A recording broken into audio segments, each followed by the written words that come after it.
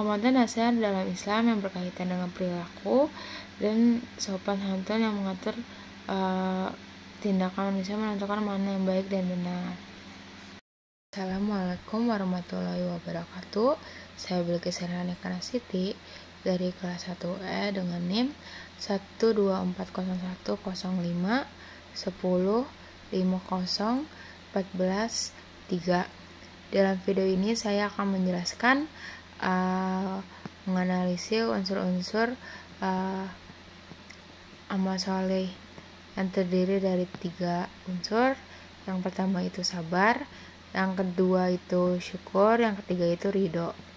Semuanya merupakan tugas dari mata kuliah pendidikan akhlak Bapak Dr. Gofur sebagai dosen pengampu mata kuliah ini. Pertama itu sabar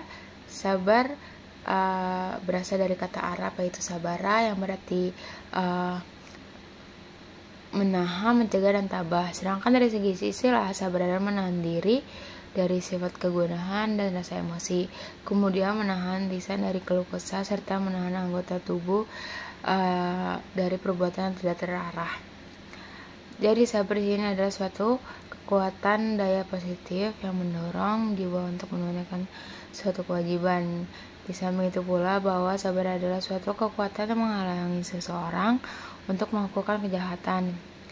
Orang sabar akan tahan menerima hal yang tidak disenanginya atau tidak mengenakan dengan ridho dan menyerahkan diri kepada Allah.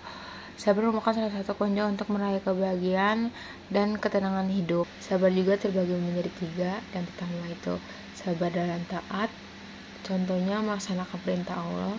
Yang kedua, sabar menghindari maksiat, contohnya menjauhkan diri dari dosa. Yang ketiga itu sabar menghadapi ujian, ikhlas dengan cobaan yang dihadapinya. Adapun positif dalam memisahkan perilaku sabar, yang pertama itu dapat membendung tipu daya setan walaupun mereka punya kuasa atau kekuatan yang besar. Yang kedua itu Allah Subhanahu wa Ta'ala menjamin kenikmatan dunia dan akhirat kepada orang yang sabar. Yang ketiga, mendapatkan ampunan dari pahala besar dari Allah Subhanahu wa Ta'ala. Yang keempat itu akan berhasil dan sukses kehidupannya, baik kehidupan maupun akhirat.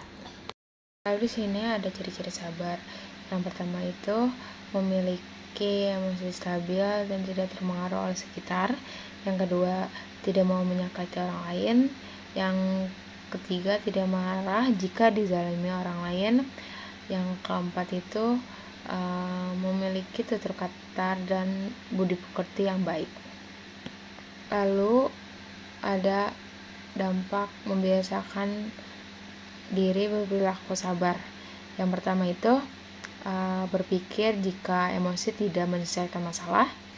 Yang kedua, berteman dengan teman-teman yang baik. Yang ketiga, berhati-hati dengan berteman yang memiliki emosi yang tidak stabil. Dalil tentang sabar juga ada di surat Al-Luqman dan surat Al-Baqarah.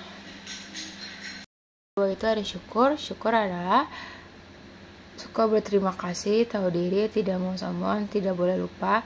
Bagi seorang muslim, kunci syukur adalah ingat Allah. Kita ada karena Allah dan kepadanya kita akan kembali. Disinilah syukur disamakan dengan ungkapan rasa terima kasih dan segala puji dan hanya untuk Allah semata. Semakin sering bersyukur dan berterima kasih, kita akan semakin baik, tentram, dan bahagia. Wawasan Al-Quran menjelaskan bahwa kosakata syukur berasal dari bahasa Al-Quran tertulis dalam bahasa Arab. Kata syukur adalah bentuk masdar dari kata kerja syakara, syakuru, syukron, wa syukuran, wa syukronan. Kata kerja ini berakar dari huruf-huruf shin, kaf, dan ra. Secara bahasa, bersyukur berasal dari kata syakara yang berarti pujian atas kebaikan dan penuhnya sesuatu. Syukur yang berarti menampakkan suatu ke permukaan dalam hal ini menampakkan nikmat Allah, sedangkan istilah syara syukur adalah pengakuan terhadap nikmat yang dikaruniai Allah yang disertai dengan kedudukan kepadanya dan menggunakan nikmat tersebut sesuai dengan tuntutan dan kehendak Allah. Muhammad Quraisy Shihab, penjelasan dari pengertian syukur secara kebahasaan tersebut tentu saja tidak sepenuhnya dengan pengertian menurut asal kata itu, maupun menurut penggunaan Al-Quran. Istilah keagamaan Muhammad Quraisy Shihab mencatat bahwa dalam Al-Quran kata syukur dengan berbagai bentuknya ditemukan sebanyak 64 kali. Lalu ada manfaat kedahsyatan syukur, karena kedahsyatan luar biasa membuat setan dan iblis tidak senang. Bahkan iblis berjanji akan menggoda setiap manusia yang punya bersyukur kepada Allah melalui berbagai cara. Seperti diungkapkan dalam Al-Quran, iblis dan setan selalu berusaha menggoda setiap manusia untuk tidak boleh bersyukur kepada Allah.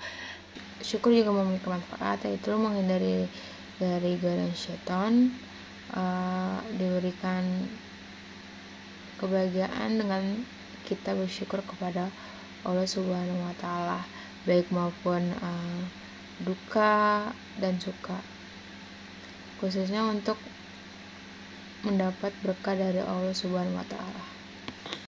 Lalu yang ketiga adalah ridho. Pengertian ridho adalah mempercayai dan sungguh-sungguh bahwa apa yang menimpa kita baik suka maupun duka adalah terbaik menurut Allah. Dan apapun yang telah digariskan oleh Allah kepada hambanya adalah sesuatu yang akan berdampak baik pula bagi hambanya. Secara umum, ridho bertujuan kerelaan, perasaan lega atau kepuasan dari hati seseorang terhadap hasil prestasi yang diraih, terhadap hasil keputusan yang diberikan Allah Subhanahu wa Ta'ala sebagai takdirnya, atau keputusan pihak yang harus berterima kasih sesuai dengan prinsip keadilan. Ridho berasal dari bahasa Arab yang secara etimologi terbentuk dari kata rodia yardo yang kemudian diserap dalam bahasa Indonesia, yang biasa kita padankan dengan kata ikhlas atau puas menerima ataupun lebih merestui sesuatu bagaimana keadaannya. Lalu ada 4 ridho yang diperintahkan oleh Allah. Yang pertama itu ridho terhadap Allah Subhanahu wa Ta'ala sebagai Rabb-nya, agama Islam sebagai dirinya, dan Nabi Muhammad sebagai Rasulnya. Dari Abbas bin Abdul Muthalib, Rasulullah bersabda akan merasakan kelezatan iman orang yang ridho kepada Allah sebagai Rabb-nya dan Islam sebagai agamanya serta Muhammad sebagai Nabi dan Rasulnya. Lalu yang kedua ada ridho orang tua terhadap anaknya. Ridho Allah tergantung pada ridho orang tua sesuai sabda Rasulullah. Ridho Allah tergantung pada keridhaan orang tua, dan murka Allah tergantung kepada kemurkaan orang tuanya. Mengharapkan ridho orang tua sangatlah mudah jika kita sebagai anak bisa melakukan suatu hal yang baik. Kita juga orang tua kita, apabila kita melakukan suatu pekerjaan yang hendak kita meminta izin atau atas keridhaan kedua orang tua kita terlebih dahulu, karena setiap perkataan orang tua adalah sesuatu yang baik untuk masa depan anaknya. Jika telah melakukan hal tersebut, maka kita termasuk anak yang berbakti kepada orang tua. Yang ketiga itu ridho suami kepada istrinya. Setiap istrinya meninggal dunia dan ridho oleh suaminya, maya masuk surga. Apabila seorang istri ingin kepada suaminya, karena ketika seorang perempuan menikah maka sudah menjadi kewajiban seorang suami untuk menjaga istrinya ketika lepas dari orang tuanya. Apabila suami tidak mengizinkan si istri untuk keluar rumah, maka jangan sekali kita melanggar larangan suami.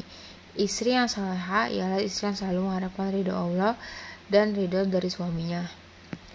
Yang keempat itu ridho dalam jual beli.